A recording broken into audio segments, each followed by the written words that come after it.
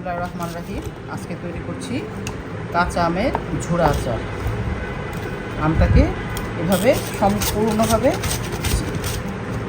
এখন ঝুরা তৈরি করতে হবে খুব সাবধানে, এবং সাথে চামড়াটা থাকবে।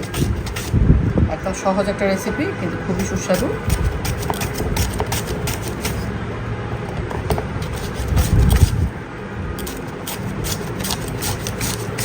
এইভাবে আমি এখানে আম নিয়েছি 2.5 কেজি, সব তৈরি করা শেষ। এখন শুধু আপনাদেরকে দেখানোর জন্য কিভাবে চিকনটা করলাম, ঝুড়াটা করলাম জাস্ট।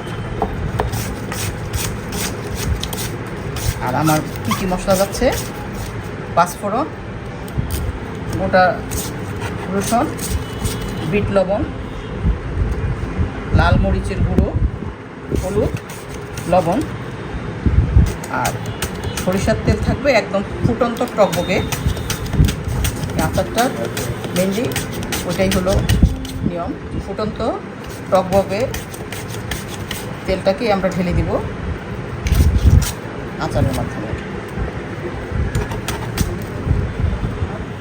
আমি এখানে আম নিয়েছি 2.5 কেজি পরিমাণ, আমি সম্পূর্ণ আমের এরকম ঝুড়ি তৈরি করে নিয়েছি। শুকাইতে হবে না, কিছুই করতে হবে না, জাস্ট ফ্রেশ আমটাকে দিয়ে আমরা তৈরি করব কাঁচা আমের ঝুড়ি আচার। আমার যেটাতে নিয়েছিলাম ওটাতে মাখামাখিতে খুব প্রবলেম হবে, আমি একটু বড় নিয়েছি। যে পুরাটাকে আমাকে হাতে মেখে সফট করতে হবে এবং আচারটা রেডি করতে হবে হাতে মেখে।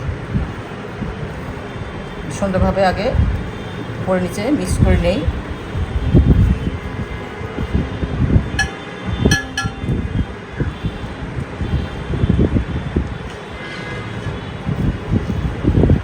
প্রথমে আমি দিয়ে দিচ্ছি পরিমাণ মতো হলুদ, লাল মরিচ এবং লবণ। যতটুকু লাগবে আমি সেই অনুপাতেই রেখেছি। প্রথমভাবে আলতো হাতে একটু মেখে নেই, সাবধান, মরিচের গুঁড়া উঠতেছিল। খুব আলতো হাতে করতে হবে যেন ওটা থেকে আবার জুসটা না বের হয়ে যায়।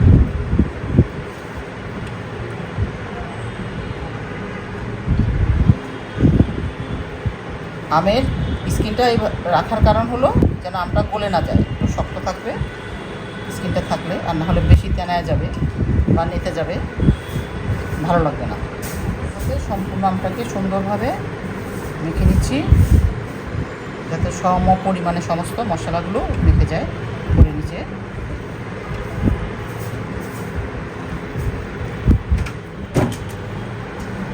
আমার প্রথম হলুদ, মরিচ এবং লবণ দিয়ে মাখামাখি শেষ।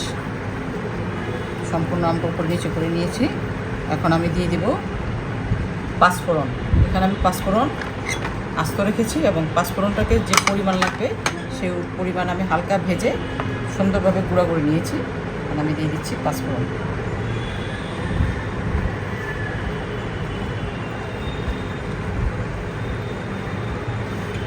পাঁচফোড়নটা দেওয়ার সাথে সাথে আচারের ফ্লেভার চলে এসছে।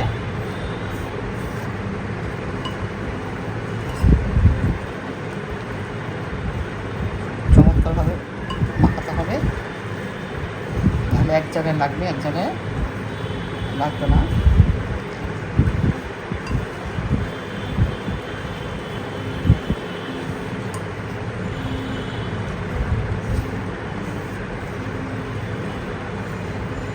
সারা বছরের জন্য একটু আচার সংরক্ষণের জন্য একটু বেশি করে রাখি। নিচের ছাদটা এখনও ভালোভাবে মিক্সড হয়নি।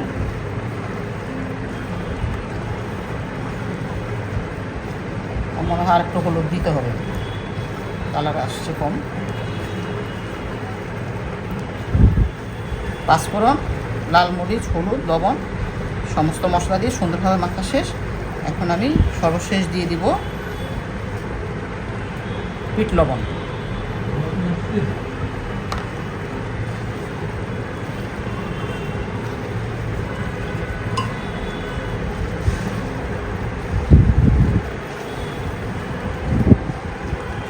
এখন আমি এটাতে ইউজ করব হলো সরিষার তেল বলক আসা।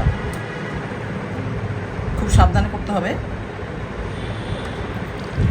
আমি অন্য হাঁড়ি থেকে এখানে ট্রান্সফার করে নিয়েছি, হাঁড়ি ধরার সুবিধা হয়। হালকা পাতলা, ও বাবা, হালকা পাতলা একটা দুর্ঘটনা ঘটেও গিয়েছে।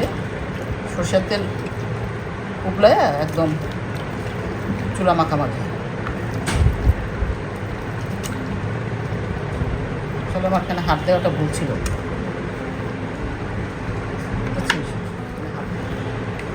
এখন আমি ভালোভাবে উল্টে পাল্টে মিক্স করে এখন দিয়ে দিব হলো সর্বশেষ সাদা ভিনিগার।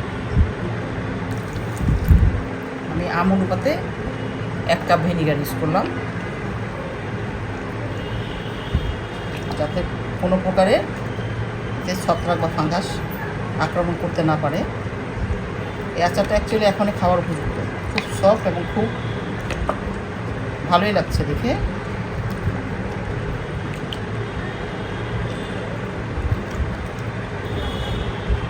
আচার তৈরি শেষ, এখন শুধু এটাকে কন্টেনারে আমি সংরক্ষণের জন্য ঢেলে দিই।